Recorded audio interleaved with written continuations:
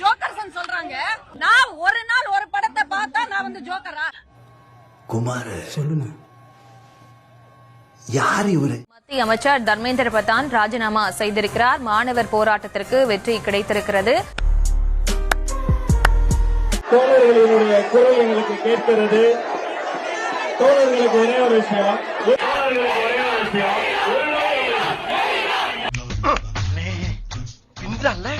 நிறைய போறான்டா.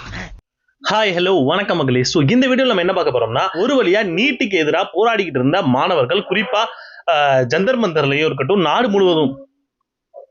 முழுவதும் போராடிக்கிட்டு இருந்த மாணவர்களுக்கு, மக்களுக்கும் பாத்தீங்க அப்படின்னா அவங்க என்ன கோரிக்கை வச்சாங்களோ அது நிறைவேறிடுச்சு. குறிப்பா தர்மேந்திர பிரதான் அவர்கள் ராஜினாமா செஞ்சிருக்காரு. சோ அது என்னன்றதையும் பார்ப்போம்.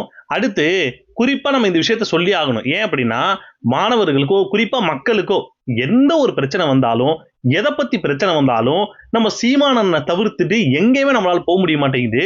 குறிப்பா இந்த நீட் விஷயத்துக்கு இவ்வளோ மெனக்கட்டி இவ்வளோ பேர் பேசிக்கிட்டு இருக்கீங்களே, நிறைய பேர் பேசிக்கிட்டு இருக்கீங்க. பட் அதனால நான் சொல்லவே இல்லை. ஆனா சீமானண்ணே கண்டினியூவா பேசிக்கிட்டே தான் வந்திருக்காரு. நீங்க கூட சொல்லலாம், இப்போ ஒரு மக்களுக்கு ஒரு பிரச்சனை வந்துகிட்டு பாருங்க. குறிப்பா தமிழ்நாட்டுல ஏதோ ஒரு பிரச்சனை, தண்ணி பிரச்சனையோ இல்ல காவிரி ஆற்றோ மேகதாது, எந்த ஒரு பிரச்சனையா இருந்தாலும் சீமானண்ணே அதுக்கு பேசியிருக்காருன்னு பார்த்தா அந்த மனுஷன் பேசியிருக்காருங்க. நாம கூட யோசிக்கலாம், ஏன்னா இந்த பிரச்சனை இப்பதானே வந்திருக்கு, இந்த மனுஷன் எப்படி இவ்வளவு வருஷத்துக்கு முன்னாடி அப்பையும் பிரச்சனை இருந்திருக்குன்னு சீமானண்ணே எப்பவோ கணிச்சுட்டு அதுக்கான சொல்யூஷன், அதுக்கான அது வேணான்றதுக்கான தீவிரத்தையுமே அப்பவே உணர்த்திருக்காரு. யாருக்குமே தெரியலைங்க. 12ஆம் வகுப்புல நான் +2ல அதிகமா படிச்சு மதிப்பெண் வாங்குது பயனற்றது என்றால், எது பள்ளிக்கல்வித்துறை எதுக்கு மதிப்பெண் போடுது? எதுக்கு இந்த பாடமுறை எல்லாத்தையும் அழிச்சு விட்டுட்டு நேரடியா நீட் எழுதி போங்க? நான் 12 வருஷம் நீட்டே படிச்சுட்டு இருந்திருக்கேன்ல. உண்மையிலே சொல்றேன், எந்த ஒரு ஆளுகளுக்குமே சீமானனை பேசியிருக்காரு, சீமானன் இதுக்காக குரல் கொடுத்திருக்காருன்றது யாருக்குமே தெரியல. உண்மையிலே சொல்றேன், அந்த மனுஷன் மட்டும் இப்ப நான் வரல அப்படின்னு சொல்லி சீமானன் இருக்காரு, அது வேற விஷயம். ஆனா அவர் அப்படி நினைக்காம இருந்திருந்தா இந்த நீட்டுக்கான முதல் எதிர்ப்பான அந்த போராட்டத்தை அவர் தான் முதல் நின்று நடத்தியிருப்பாரு. எனக்கு தெரிஞ்சு சிஜேபி கூட அப்புறமா தான் பண்ணியிருப்பாங்கன்னு வைங்க, நம்ம சீமானன் தான் முதல்ல வந்து நின்று இருப்பாரு. ஸோ அது என்னன்றதுமே நம்ம பார்ப்போம். இப்ப நாம் தமிழர் இந்த ஒரு போராட்டத்துக்காக இன்னைக்கு இறங்கிட்டாங்க. பட் இறங்கினது ஒரு நல்ல விஷயம் தான். ஏன்னா அவங்களோட பங்களிப்பு என்னன்றதை நம்ம கொடுக்கணுன்றது தான் நாம் தமிழர் வந்து ஏற்கனவே சொல்லியிருந்தது. ஸோ அவங்களும் பாத்தீங்க அப்படின்னா ஒரு கண்டன ஆர்ப்பாட்டம் தான் இது வந்து ஒன்று நடத்துனாங்க. ஏற்கனவே இப்ப போராடி இருக்கக்கூடிய சிஜேபி அந்த போராட்டத்திலுமே இடுமாவன கார்த்திகா இருக்கட்டும், இன்னும் நிறைய பேர் பாத்தீங்க அப்படின்னா அந்த அவங்களுடைய போராட்டத்தில் கலந்துக்கிட்டு அவங்களோட பங்களிப்பை கொடுத்தாங்க. குறிப்பா இயக்குனர் வெற்றிமாறனா இருக்கட்டும், நிறைய பேர் அதுல கலந்துக்கிட்டாங்க. காவல்துறை தடி அடிக்குது, அது டெல்லி காவல்துறையோ தமிழ்நாடு காவல்துறையோ எழுத்து சண்டை போடணும். ஸோ அது என்னன்றதையுமே பார்ப்போம். குறிப்பா இன்னைக்கு நடிகை சனம் ஷெட்டி இருக்காங்களே, உண்மையிலே சொல்ற வந்து அசிங்கப்பட்டுட்டு போயிட்டாங்க. ஆமா, விரட்டி விட்டாங்க. அங்க இருந்து என்ன பேசணும்னு தெரியாம, ஏது பேசணும்னு தெரியாம வாயில வந்தது உளறிக்கிட்டு இருக்க அந்த அம்மா. சும்மாவே அவனுங்க கடுப்புல இருக்கானுங்க. குறிப்பா இந்த ஆட்சியாளர்கள் பண்ணக்கூடிய அந்த விஷயத்துக்கு பயங்கரமான கோவத்துல இருக்காங்க.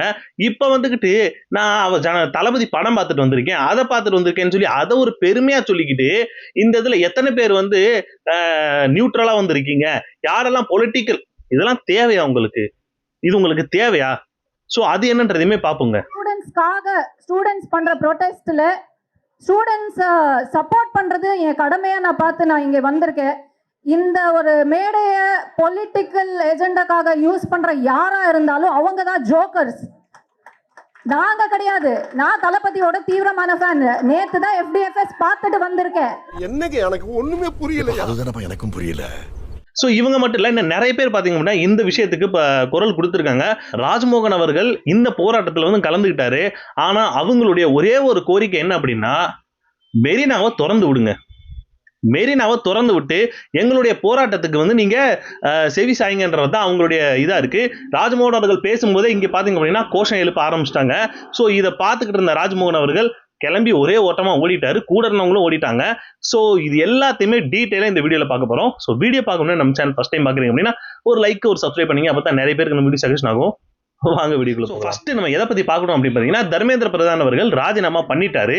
மத்திய அமைச்சர் தர்மேந்திர பிரதான் ராஜினாமா செய்திருக்கிறார். மாணவர் போராட்டத்திற்கு வெற்றி கிடைத்திருக்கிறது. சிஜேபி நடத்திய போராட்டத்திற்கு வெற்றி கிடைத்திருக்கிறது. நல்ல ஒரு விஷயம் தாங்க. ஏன் ஜந்தர் மந்தர்ல எதுக்காக போராடினாங்களோ அந்ததுக்கான ஒரு விஷயம் வந்து நடந்துருச்சு. ஆனா அவங்களுடைய போராட்டம் எதுக்கு என்னவா இருந்துச்சு அப்படின்னா இந்த மாதிரி ஒரு விஷயம் நடந்திருக்கு, இந்த மாதிரி பேப்பர்லாம் லீக் ஆயிருக்கு, கொஸ்டின் பேப்பர் லீக் ஆகி அதனால நிறைய மாணவர்கள் பாதிக்கப்பட்டிருக்காங்க. ஸோ அதுக்கு பொறுப்பேற்று நீங்க பதவி விலகணுன்றது அவங்களுடைய கோரிக்கையா இருந்துச்சு. அந்த ஒரு கோரிக்கையை இப்போ வந்து ஏற்று எப்படி பாத்தீங்க அப்படின்னா அந்த மாணவர்களை அடிச்சு மண்டையை உடைச்சு கை காலை இது பண்ணி ரத்தம் வர வச்சு பெண்களை அசிங்கப்படுத்தி இது மாதிரி எவ்வளோ பிரச்சனை பண்ணி அந்த மாணவர்களா ஓடிடுவாங்கன்னு நினைச்சிருப்பாங்க போல இருக்கு. அந்த மக்கள் ஓடிடுவாங்கன்னு நினைச்சிருப்பாங்க போல இருக்கு. ஆனா யாருமே பின்வாங்கறதாவே இல்ல. குறிப்பா இவ்வளோ நடந்ததுக்கு அப்புறமும் அந்த இடத்துல இருந்து எல்லாரும் வேணாப்பா அங்க போனா அடி விழுகும், இந்த மாதிரி பிரச்சனை ஆகும்னு நினைக்காம இன்னும் மக்கள் அதிகமா அங்க அந்த இடத்துக்கு போனாங்க பாத்தீங்களா. அதுதான் இவங்களுடைய மிகப்பெரிய ஒரு தலைவலியா போயிருச்சு. ஆளும் அரசாங்கத்துக்கு சொல்றேன், மிகப்பெரிய தலைவலியா அதுதான் பெரிய போச்சு. ஏன்னா அது அடிச்சா எல்லாம் கலைஞ்சு போவாங்கன்னு பார்த்தா மேற்கொண்டு என்ன ஆளுதான் வந்து சேர்ந்துகிட்டு இருக்காங்கன்ற மாதிரி அவங்க நினைச்சுக்கிட்டு இனிமே இவங்களை ஒன்றும் பண்ண முடியாது. ஏன்னா இது ஒரு மாநிலத்துல மட்டும் நடக்கக்கூடிய போராட்டம் கிடையாது. தமிழ்நாட்டில் நடக்குது, கேரளாவில் நடக்குது, இப்ப பீகார்ல நடக்குது, மும்பையில் நடக்குது, இந்த மாதிரி எல்லா இடத்துலயும் நடந்துகிட்டு இருக்கு. ஆனாலும் அந்த இடத்துல அந்த மாணவர்களையும் மக்களையும் அடிச்சு துரத்திக்கிட்டு இருக்காங்க. ஆனாலும் யாரும் கேட்கிற மாதிரி இல்ல. சோ இந்த அரசாங்கம் இறங்கி வந்துதான் ஆகணும். ஏன்னா போராட்டம்ன்றது அது ஒண்ணுதாங்க. ஏன்னா நீங்க பண்ணக்கூடிய தப்புக்கள் எல்லாம் நாங்க எல்லாத்தையும் ஏத்துக்கிட்டோம்ன்றதால அவசியம் கிடையாது. அது எது சரி எது தப்போ அதை நாங்க எங்களுக்கும் தெரியும். அதை நாங்க சொன்னா அதை நீங்க ஏத்துக்கணும் அப்படின்றது ஒரே ஒரு கோரிக்கை தான் இந்த மக்களுடைய மிகப்பெரிய ஒரு வெற்றியா இருக்கு. பட் இது மட்டும் வெற்றியான்னு கேட்டீங்கன்னா எனக்கு தெரிஞ்சு அது வெற்றின்னு நான் சொல்லவே மாட்டேன். ஆனா இது முழுமையா எப்ப வெற்றி அடையும்னா நீட்டை முழுமையா நீங்க பேன் பண்ணி அது ஸ்டேட் கவர்மெண்ட் கிட்ட வந்தா மட்டும்தான் இது வந்து முழுமையான வெற்றியா இருக்கும். சோ இது ஒரு விஷயம். அடுத்து இந்த எல்லா விஷயத்துக்கும் விதை போட்டது யார் அப்படின்னா நம்ம தமிழ்நாடு மட்டும்தான். தமிழ்நாட்டிலையும் குறிப்பா நாம் தமிழர் தான். ஏன்னா குறிப்பா எந்த விஷயத்தையும் நீங்க எடுத்துக்கிட்டாலும் தமிழ்நாட்டுல குறிப்பா நிறைய இடத்துல வச்சுக்கோங்க, தண்ணி பிரச்சனையா இருக்கட்டும், இந்த மாதிரி அணை கட்டுறது பிரச்சனையா இருக்கட்டும், நீட் பிரச்சனையா இருக்கட்டும், இந்த ஸ்டெர்லைட் எதிர்ப்பா இருக்கட்டும், பரந்தூர் விமான நிலையமா இருக்கட்டும், எல்லா பிரச்சனைக்கும் நீங்க எடுத்து பாத்தீங்கன்னா ஒரு மனுஷன் குரல் கொடுத்துருப்பாரு. உண்மையில குரல் கொடுத்துருப்பாருங்க. இப்ப நீங்க வந்து இப்ப நீட் எதிர்ப்புன்னு போட்டிருக்கீங்களா, சீமான் நீட் எதிர்ப்பு பத்தி பேசுறாரான்னு கேட்டீங்கன்னா அந்த மனுஷன் அவ்வளவு பேசி வச்சிருக்காருங்க. இப்போ 12ஆம் வகுப்புல நான் +2ல அதிகமா படிச்சு மதிப்பெண் வாங்குது பயனற்றது என்றால் எது பள்ளிக்கல்வித்துறை எதுக்கு மதிப்பெண் போடுது? எதுக்கு இந்த பாடமுறை எல்லாத்தையும் அழிச்சு விட்டு நேரடியா நீட் எழுதி போங்க? நான் 12 வருஷம் நீட்டே படிச்சுட்டு இருந்திருக்கேன்ல. அதுக்கான கல்வியை உருவாக்கிட்டு போயிடலாம்ல. நீட்டை கொண்டு வந்து அதுக்கு ஒரு தனி பயிற்சி, அதுக்கு பல லட்சங்கள் பணம் பறிக்கிற அதற்கு அது உதவுதே ஒழிய கல்வியை மேலும் மேலும் வர்த்தகமாக்கி கொண்டு வியாபாரமாக்கி கொண்டு போவதற்கு உதவுதே ஒழிய இது எங்கே கல்வியின் தரத்தை உயர்த்தது? வேணா உங்களுக்கு அந்த வீடியோ வந்து உங்களோட அந்த வீடியோ வந்து சேர்த்து போனேன். இது இந்த மனுஷன் எப்ப பேசினாருன்னு பாத்தீங்கன்னா 2020, அதாவது தமிழ்நாட்டுல 2017 இதுக்கான ஆணை வருது. அதாவது நீட் வந்து என்ன சொல்றது சரின்னு ஏத்துக்கிட்டாங்க. அப்போ அது நடந்து ஒரு 3 வருஷத்துல இவ்வளவு பெரிய பிரச்சனை இருக்குன்னு தெரிஞ்சு சீமானண்ணனா இருக்கட்டும், நாம் தமிழரா இருக்கட்டும், அது வேணான்னு சொல்லி போராடின அந்த ஒரு கிளிப்பிங் தான் இந்த ஒரு விஷயம். அதுக்கான பேசியிருக்காரு நம்ம அண்ணன். இதுக்கு மட்டும் கிடையாது, எல்லா விஷயத்துக்கும் அந்த மனுஷன் பேசியிருக்காரு. இன்னும் ஒவ்வொரு பிரச்சனையும் நீங்க அந்த பிரச்சனையை எடுத்துட்டு இந்த மாதிரி ஒரு பிரச்சனை நடந்துகிட்டு இருக்குடா சீமானை நான் கூப்பிடணுன்ற அவசியமே இல்லை. அந்த மனுஷன் ஏற்கனவே அதை பத்தி பேசியிருக்காரு. அதை அவர் பேசியிருக்காரான்னு சும்மா யூடியூப்ல டைப் மட்டும் பண்ணி பாருங்க, உங்களுக்கான ரிசல்ட் அதுலயே கிடைச்சிடும். அந்த மனுஷன் பேசியிருப்பாரு. நீங்க நினைச்சு பாக்குறீங்களா சீமானா எதை பத்தியுமே பேச மாட்டேங்கிறாரு, மாத்தி பேசுறா. அப்படி மக்களுக்காக நிக்கிற தலைவர் அப்படின்னா என் கண்ணுக்கு சீமான் மட்டும்தான் தெரியவார். வேற யாரும் கர்ச்சீப்பு கட்டிட்டுலாம் எனக்கெல்லாம் தெரிய வேண்டிய அவசியமே இல்லை. என்னை பத்தி உனக்கு தெரியணும்னா நீ போய் பாருடா அப்படின்ற ஒரு வரிசையா ஒரு லிஸ்டே போடலான்னு வைங்க. ஒருத்தர்லாம் கேட்டுக்கிட்டு இருந்தார், சீமான் யாரு எனக்கெல்லாம் தெரியாதுன்னு கேட்டுக்கிட்டு இருந்தாரு. உங்க அண்ணன் கிட்ட போய் கேளுங்கயா அப்படின்னு தான் சொல்லணும்னு தோணுது. அந்த மனுஷனை தவிர்த்துட்டு யாராலையுமே அரசியல் பண்ண முடியாது. அடுத்து நாம் தமிழர் பாத்தீங்க அப்படின்னா இப்ப ஒரு போராட்டமும் நடத்தியிருக்காங்க. இந்த நீட் தேர்வுக்கு எதிர்ப்பு தெரிவிச்சு போராடிக்கிட்டு இருக்க அந்த மாணவர்களுக்கு ஆதரவு தெரிவிச்சு இவங்களும் போராட்டம் பண்ணிட்டு இருக்காங்க. குறிப்பா இப்ப சிஜேபி அந்த போராட்டத்துல இடுமாவனை கார்த்திக் அண்ணனும் ஒரு பேச்சு பேசியிருக்காரு. உண்மையிலே சொல்றேன், சீமான் அண்ணன் பார்த்த மாதிரி இருந்துச்சு. உண்மையிலே சீமானனை பார்த்த மாதிரி இருந்துச்சு. கீழே பாத்தீங்க அப்படின்னா நம்ம வெற்றிமாறன் அவர்களும் உட்கார்ந்துருக்காரு. இடுமாவன கார்த்திக் பேசின பேச்சை கேட்டுட்டு மனுஷன் கை தட்டிட்டு இருக்காருங்க. எதுக்காக அவ்வளவு வேற லெவல்ல ஒரு ஸ்பீச் கொடுத்திருந்தாரு. காவல்துறை தடி அடிக்குது, அது டெல்லி காவல்துறையோ தமிழ்நாடு காவல்துறையோ எழுத்து சண்டை போடணும். ஏன்னா திரைமுகம் வேற, நிஜமுகம் வேற. யார் கதாநாயகன்? அடிமத்தலாம் எங்கெல்லாம் இருக்கிறதோ அங்கெல்லாம் கால்கள் பயணித்து விட்டு முழங்கிய சேகுவரா கதாநாயகன். 21 வயசுல உலகத்தில் எல்லாவற்றையும் சொல்லிவிட்டு நான் இறந்து போனால் என்னை போன்ற எண்ணற்றலைகள் வருவார்கள், இந்த நாட்டு விடுதலைக்காக பாடுபடுவாங்கன்னு தூக்கு கயிற்றுல முத்தமிட்டானே பகத்சிங். அவன் வீரன், அவன் தலைவன், அவன் நாயகன். இந்த போராட்டம் என்று முன்னெடுத்தா ஆளும் வர்க்கம் திரும்ப சொல்வது நாங்க வழக்கு போட்டுருவோம், வழக்கு போட்டுருவோம், சிறைக்கு போவீங்க, அப்புறம் அரசு வேலை கிடைக்காதுங்க. என்னமோ எல்லாருக்கும் அரசு வேலை கொடுத்துட்டா மறுவேலை பாக்குற மாதிரி. குறிப்பா சேகுவேராவை பத்தியோ, பகத்சிங்கை பத்தியோ, வஉசியை பத்தியோ, இந்த மாதிரி நிறைய விஷயங்களை பத்தி இருமாவன கார்த்திக் அவர்கள் பேசியிருந்தார். உண்மையிலே சொல்றேன், வேற லெவல். அது மட்டும் கிடையாதுங்க, நீங்க ஒரு வீடியோ பார்த்துருப்பீங்களா என்னன்னு தெரியல. கம்யூனிஸ்ட்ல இருந்து அவங்க என்ன சொல்ல, சிபிஐல இருந்து சிபிஐ அந்த அவர் ஒரு இது பேசிக்கிட்டு இருக்காரு, ஒவ்வொரு கட்சி பேரா சொல்லிட்டு வர்றாரு. அப்போ நாம் தமிழர்னு சொல்லவும் வேற லெவல்ல கிளாப்ஸ் அந்த இடத்துல, வேற லெவல்ல மக்கள் அந்த மாணவர்கள் கொண்டாடிட்டாங்க, உண்மையிலே கொண்டாடிட்டாங்க அந்த இடத்துல. அந்த பேரை கேட்டு போதுங்களா, ஒரு பேரை கேட்ட உடனே அவ்வளோ பெரிய ஒரு இது வருது அப்படின்னா அதுதாங்க அடையாளம். கடைசியா இடுபாவனம் கார்த்திக் என்ன சொன்னாரு, வெற்றிமாறன் அவர்கள் படத்துல வந்திருக்கும், நம்மளை எல்லாத்துக்கும் ஒடுக்குவானுங்க, ஆனா நம்ம சண்டை செய்யணும். அப்ப சண்டை செய்யறது அவங்களுக்கு பிடிக்கல அப்படின்னா அதை நம்ம பண்ணித்தான் ஆகணும். அதைத்தான் கடைசியா அவர் பேசி முடிச்சாப்ல.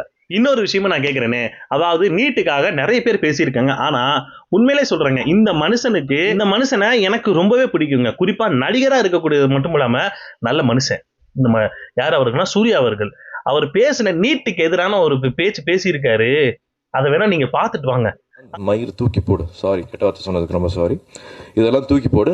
ஒரே ஒரு தேர்வு, நுழைவு தேர்வு வரும். அந்த ஒரு தேர்வு எழுதினா தான் நீ எந்த டிகிரியா இருந்தாலும் போக முடியும். நீட்டுக்கு வந்த பிரச்சனையை பார்த்தீங்க, நீட்டுக்கு வந்த பிரச்சனை எல்லாருமே பார்த்தோம். ஃபர்ஸ்ட் இன்ட்ரடியூஸ் பண்ணும்போது கவர்மெண்ட் ஸ்கூல் ஸ்டூடெண்ட்ஸ் கிட்டத்தட்ட 1,87,000 ஸ்டூடெண்ட்ஸ் நினைக்கிறேன், கவர்மெண்ட் MBBS எழுதினவங்க. அதுல ஒரே ஒரு ஸ்டூடெண்ட் தான் நீட் பாஸ் பண்ண முடிஞ்சது அரசு பள்ளியிலேருந்து அப்புறமா கவர்மெண்ட் அண்ட் பிரைவேட் சேர்த்தா ஒரு 18 ஸ்டூடெண்ட்ஸ். இப்போ இந்த வருஷம் அதிகபட்சமா நல்ல அதிகமான மார்க்ஸ் வாங்கி பாஸ் பண்ண இந்த வருஷம் நீட் நம்ம கவர்மெண்ட் ஸ்கூல் ஸ்டூடெண்ட்ஸ் பார்த்தீங்கன்னா 60% போன வருஷம் +2 முடிச்சவங்க, அதுக்கு முந்தின வருஷம் +2 முடிச்சவங்க, மறுபடியும் ஒரு பிரைவேட் செக்டர் சேர்ந்து ஒரு கோச்சிங் சென்டர் சேர்ந்து நீட் எழுதி பாஸ் ஆயிருக்காங்க. இது சமூகத்தில் இருக்கிற சமநிலையை பாதிக்குது. அந்த மனுஷன் அவ்வளோ பேச்சு பேசியிருக்காரு. நீட்டு ஏன்னா அதை படிக்க வைக்கிறவங்களுக்கு தான் அதோட கஷ்டம் தெரியும். நாம கூட படிக்க வச்சிடலாம், நம்ம பணம் கொடுத்தோ இல்ல ஏதோ ஸ்கூல்ல சேர்த்து விட்டா படிக்க வச்சிடலாம். ஆனா நீங்க கொண்டு வர்ற ஒவ்வொரு திட்டத்துக்கும் அந்த மாணவர்கள் பலியாடு ஆகிட்டே இருக்காங்க. அப்போ அவர் ஒரு ஸ்டாட்டிஸ்டிக்ஸ் சொன்னார், என்ன அப்படின்னா 1,00,000 மாணவர்கள்ல ஒரு ஆள் செலக்ட் ஆனாரு. எப்படி ஒரு ஆள் செலக்ட் ஆறு? அப்ப எவ்வளவு பேரோட கனவை நீங்க உடைக்கிறீங்க பாத்தீங்களா? 12வது படிச்சாலும் நீ அதுக்கு தகுதி பெற மாட்ட, நீ நீட் எழுதுனா மட்டும்தான் அதுக்கான தகுதி பெறுவ அப்படின்னா இது எந்த விதத்துல சரின்னு சொல்லி அந்த மனுஷன் கேட்டு வச்சிருக்காரு. சரியா தானங்க கேட்டு வச்சிருக்காரு. அப்புறம் இந்த ஒரு போஸ்ட பார்த்து உண்மையிலே சொல்றேன், எனக்கு ரொம்ப வருத்தமா இருந்துச்சு. ஏன் அப்படின்னா சிஎம் விஜய் அவர்கள் மேல எனக்கு ரொம்ப வருத்தம். என்ன அப்படின்னா அவருடைய ஜனநாயகன் படத்தை ஃபர்ஸ்ட் ஏற்கனவே ஒரு வாட்டி பார்த்துட்டாரு, ரிலீஸுக்கு முந்தின நாள் ஒரு வாட்டி போய் பார்த்தாரு. 25ஆம் தேதி, ஆமா இன்னைக்குதான், இன்னைக்கும் மறுபடியும் போய் பார்க்க போறாரு அப்படின்ற மாதிரி ஒரு நியூஸ் நான் பார்த்தேன். உண்மையிலே சொல்றேங்க, ரொம்ப வருத்தமா இருந்துச்சுங்க. ஏன்னா நீங்க தான் சிஎம், எல்லாருக்கும் நீங்க தான் சிஎம். தமிழ்நாட்டுல உங்களுக்கு பிடிக்குதோ பிடிக்கலையோ அவங்க எல்லாருக்குமே நீங்க தான் சிஎம். அப்போ அதுக்கான பொறுப்புணர்வு ஏதாச்சும் இருந்துச்சுன்னா இந்த மாதிரி வேலையெல்லாம் பார்ப்பீங்களான்ற ஒரு கேள்விதான் நமக்கு வருது. நீங்க போய் பாருங்க, பார்க்காம போங்க. ஆனா அதை பார்க்கும்போது என்னடா அது ஒரு சிஎம்மா இருந்துகிட்டு இந்த மாதிரிலாம் பண்ணிட்டு இருக்காருன்ற லெவலுக்கு நம்மளுக்கு யோசிக்க வச்சுட்டாங்க. அடுத்த ஒரு விஷயங்க, சனம் செட்டி இந்த அம்மா எதுக்காக அந்த இடத்துக்கு போச்சுன்னு சத்தியமா எனக்கு புரியவே இல்லைங்க. போய் சாணியில முக்கி அடிக்காத குறையாத்தான் பத்தி விட்டுருக்காங்க. அங்க என்னன்னா நீங்க போறீங்க, எதுக்காக போறீங்க முதல்ல அந்த விஷயத்த முதல்ல தெரிஞ்சுக்கோமே. நீங்க போறது முக்கியமா நீட்டுக்கு எதிர்ப்பு தெரிவிச்சு, அந்த மாணவர்கள் எதுக்காக போராடினா நீட்டுக்கு முதல்ல எதிர்ப்பு தெரிவிக்கிறது. அது மட்டும் கிடையாது, அப்படி எதிர்ப்பு தெரிவிச்சு ஜந்தர் மந்தர்ல போராடிட்டு இருக்க அந்த மக்களுக்கு, அந்த மாணவர்களுக்கு தடியடி நடத்தி அதுக்கு எதிர்ப்பு தெரிவிச்சு இங்க போராடிட்டு இருக்காங்க. அது மட்டும் கிடையாது, தமிழ்நாட்டிலுமே குண்டு கட்டா தூக்கி போட்டுக்கிட்டு இருக்காங்க. தமிழ்நாட்டுல யாராச்சுங்க, தமிழ்நாட்டுல யாராச்சு போயிட்டு இருக்கு, உங்க அண்ணன் ஆட்சி தான் போயிட்டு இருக்கு. அப்போ போராடுறது கூட எங்களுக்கு விடாம குண்டு கட்டா தூக்கிட்டு போய் அடிச்சு இதெல்லாம் பண்றதெல்லாம் எல்லாம் இந்த அம்மா சொல்லுச்சு. இந்த அம்மா என்ன சொல்லுச்சுன்றதையுமே பேசுறேனே. அந்த அம்மா நின்னுகிட்டு இங்க யாரெல்லாம் பொலிட்டிஷியனா வந்திருக்கீங்க, இங்க யாரெல்லாம் நியூட்ரலா வந்திருக்கீங்க, இதெல்லாம் உங்களுக்கு தேவையா? அது மட்டும் கிடையாதுங்க. இதுக்கு மேல ஒரு விஷயம், நான் வந்து நேத்து தளபதியோட படம் ஃபர்ஸ்ட் டே ஃபர்ஸ்ட் ஷோ வந்து நான் பார்த்துட்டு வந்திருக்கேன். ஸ்டூடெண்ட்ஸ் பண்ற ப்ரொடெஸ்ட்ல ஸ்டூடெண்ட்ஸ் சப்போர்ட் பண்றது என் கடமையா நான் பார்த்து நான் இங்க வந்திருக்கேன். இந்த ஒரு மேடைய பொலிட்டிக்கல் ஏஜெண்டாக்காக யூஸ் பண்ற யாரா இருந்தாலும் அவங்க தான் ஜோக்கர்ஸ், நாங்க கிடையாது. நான் தளபதியோட தீவிரமான ஃபேன். நேத்து தான் FDFS பார்த்துட்டு வந்திருக்கேன்.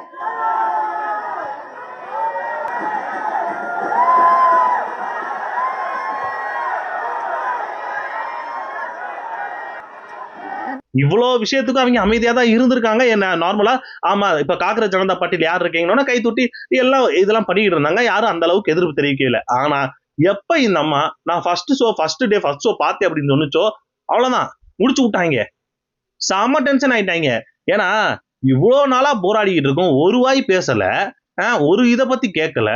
ஆனா அங்க ராகுல் காந்தி கைதானார்னு மட்டும் இவர் அறிக்கையை மட்டும் போட்டு விட்டு எல்லாம் பண்ணி விட்டாரு. ஆனா இவ்வளவு பிரச்சனை நடந்ததுக்கு அப்புறமும் சிஎம்ஆ இருக்கக்கூடிய விஜய் அவர்கள் எதுவுமே பேசல. இப்ப நீ வந்துகிட்டு தளபதி வந்து ஃபர்ஸ்ட் ஷோ பார்த்துட்டு வந்தேன்னா அவனுங்களுக்கு டென்ஷன் ஆவாயில ஆமாட்டாங்கடா. யோசிச்சு பாருங்க. என்னவா பேசிட்டு இருக்க? அத வச்சு நல்ல போன் மைக்க புடிங்கி பத்தி விட்டாங்க. தளபதியோட தீவிரமான ஃபேன். நேத்து தான் FDFS பார்த்துட்டு வந்திருக்கேன்.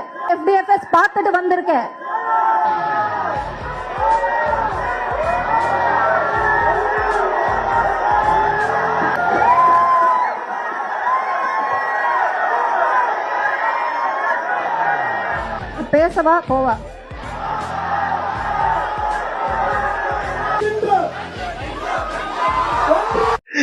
எனக்கு அது பார்க்கும். ஏன்னா உண்மையில ஒரு விஷயத்துங்க, இந்த அம்மா படம் பார்க்க போகுது, சரி பார்க்க போகுது, அதை எதுக்கு இங்க வந்து பெருமையா எதுக்கு சொல்லிக்கிட்டு இருக்க? எனக்கு தெரிஞ்சு இந்த அம்மா தாவேக்காவை நினைச்சு கிளப்பி விட்டாங்களா இருக்குமோன்னு ஒரு சந்தேகம் வருது. ஏன் சொல்றேன் அப்படின்னா, நேற்று அந்த அம்மா சொன்னிச்சு ஃபர்ஸ்ட் டே ஃபர்ஸ்ட் ஷோ நம்ம பார்த்துட்டு வந்தேன்னு சொன்னிச்சுல, அந்த அம்மா எந்த மாதிரி ஃபர்ஸ்ட் டே ஃபர்ஸ்ட் ஷோ பார்த்துருச்சுன்னு நான் வேணா உங்களுக்கு வீடியோ போடுறேன், பாருங்க.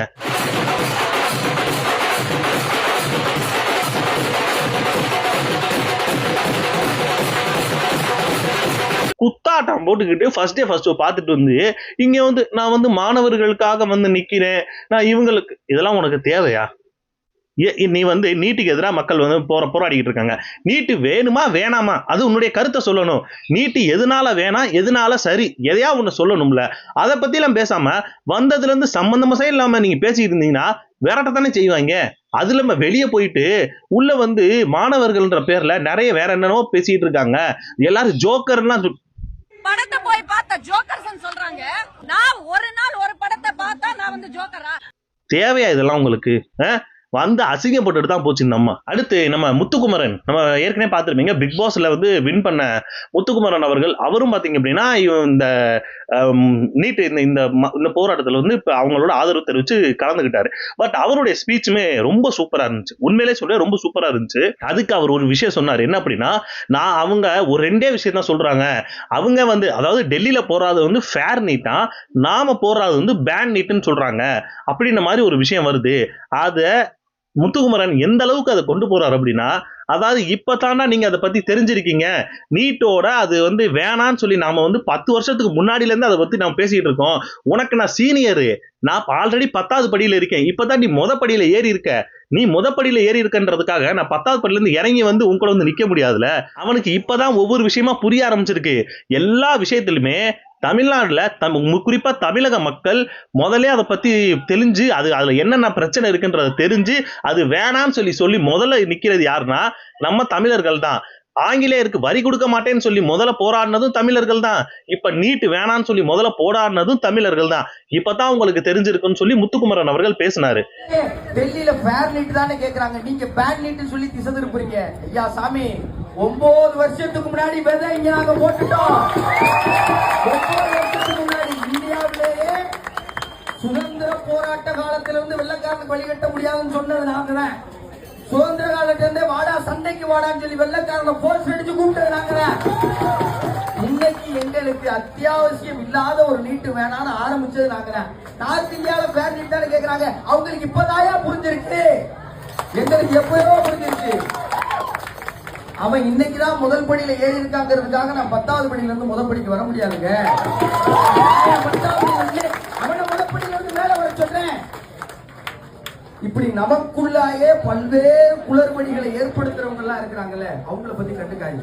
இந்த போராட்டம் மிக நிச்சயமா வெற்றி அடையும், மிக நிச்சயமா வெற்றி அடையும். இந்த மாதிரி ஸ்பீச் பேசுவாங்களா? வந்து நான் ஃபர்ஸ்ட் ஷோ பார்த்தேன்னு சொன்னா சும்மாவா இருப்பாங்க? அதான் வச்சு செய்ன்னு செஞ்சு விட்டாங்க. அடுத்து பாத்தீங்கன்னா ராஜ்மோகன் அவர்கள் கலந்துகிட்டாரு, இந்த போராட்டத்துல வந்து கலந்துகிட்டாரு. பட் உண்மையிலே இவர் கலந்துக்கிட்டும் போது எனக்கு ஒரு விஷயம் புரியவில்லை. எனக்கு தெரிஞ்ச ஐ திங்க் அவர் கலந்துக்கும் போது இந்த நியூஸ் வெளியே வந்துருச்சுன்னு நினைக்கிறேன். தர்மேந்திர பிரதான் அவர்கள் விலகிட்டாரு, ராஜினாமா பண்ணிட்டாரு. ஸோ அந்த டைம் பீரியட்ல அவர் ஏதோ பேசிட்டு இருக்கும் போதே பாத்தீங்கன்னா மாணவர்கள் கோஷம் எழுப்ப ஆரம்பிச்சிட்டாங்க. குறிப்பா இவ்வளவு நாளா போராடிட்டு இருக்கோம், வராத நீங்க எல்லா படம் முடிஞ்சு எல்லாம் படம் பார்த்து ஜனநாயகம் எல்லாம் ரிலீஸ் ஆனதுக்கு அப்புறம் வர்றீங்களேன்னு சொல்லி அவங்களுக்கு ஒரு கோபம் இருக்கலாம். சரி, வந்திருக்கீங்க, அதை பத்தி ஒன்றும் பிரச்சனை இல்லை. ஆனா எதுக்காக மெரினாவை நீங்க மூடி வச்சிருக்கீங்க? இப்ப அவங்களுடைய கேள்வியே இதுதான். மெரினா, அதாவது ரோடு நீங்க வந்து போராடுறதுக்கான இடம் இல்லை. சரிப்பா, ஓகே, ஐ அக்செப்டட். அப்போ மெரினாவாதி எங்களுக்கு திறந்து விடுங்க. மெரினா, அதாவது ஜல்லிக்கட்டு போராட்டத்திலேயாவது போராடுறதுக்குன்னு ஒரு இடம் மெரினான்னு ஒண்ணு இருந்துச்சு. அதனால நாம வந்து நம்மளுடைய போராட்டத்தையும் நாம வந்து ஜல்லிக்கட்டு தேவையுமே அதாவது உலகத்துக்கே புரிய வச்சோம். எந்த மாதிரி போராட்டம் நடத்தணும்னு ஒரு எடுத்துக்காட்டா நம்ம காட்டினோம். பட் அதை முடிக்கும் போது வேற மாதிரி ஒரு முடிவா இங்க கொண்டு போய் விட்டாங்க. குறிப்பா அப்ப இருந்த ஆட்சியாளர்கள் அவங்க கூட மெரினாவை மூடி வைக்கல. நீங்க நீட்டு வேணும்னு சொல்லி அனிதா வீட்டுக்கும் போனீங்க, நீங்க தேர்தலுக்கு முன்னாடியும் பேசுனீங்க, எல்லாம் வாய்க்கிலேயே பேசிவிட்டு இப்ப வந்து மெரினாவை மூடி வச்சிருந்தீங்கன்னா இது என்ன அர்த்தம்? அதுதான் புரியவே இல்லை. நீங்க ஆதரவு கொடுக்குறீங்கன்னு சொல்றீங்க, அதான் அந்த மாணவர்கள் என்ன கேட்கிறாங்கன்னா, நீங்க ஆதரவு கொடுக்குறீங்கன்னு சொல்றீங்க, ஆனா மெரினாவை திறந்து விடுங்க. அப்போ மெரினாவை திறந்து விடுங்கன்னு சொல்லி மெரினான்னு சொல்லி கத்திக்கிட்டே இருக்காங்க. இவரும் கண்டுக்காத மாதிரி கிளம்பி போயிட்டு இருக்காரு அந்த மனுஷன்.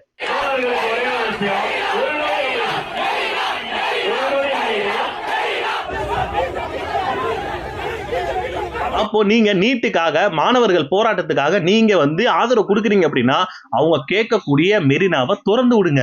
ஏன்னா இப்ப அவ ஜந்தர் மந்தர்ல போராடினாங்க, ஓகே, அவரு விலகணும்னு சொல்லி விலகிட்டாரு. ஆனா நாம போராடினது எதுக்கு? நீட்டை விலக்கு வேணும், நீட்ல இருந்து எங்களுக்கு விலக்கு வேணும்னு சொல்லி போராடிக்கிட்டு இருக்கோம். அப்ப அந்த போராட்டத்துக்கு இன்னும் வந்து முடிவு எட்டப்படவே இல்லை.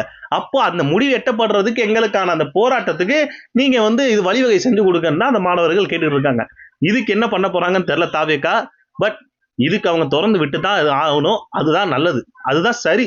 சோ அவ்வளவுதாங்க. நீங்க என்ன நினைக்கிறீங்க? உங்களுடைய கருத்துக்களை பதிவு பண்ணுங்க. அடுத்த வீடியோல பார்ப்போம். பாய்.